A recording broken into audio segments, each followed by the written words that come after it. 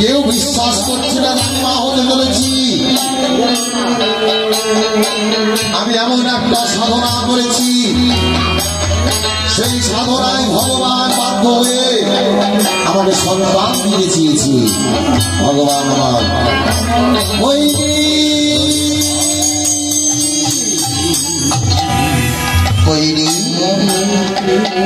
এত তোমার অহংকার, আমি বাধ্য হয়ে তোমাকে সন্তান দিতে চেয়েছি। তবে শোনো, আমার আশীর্বাদে তুমি সন্তান পাবে,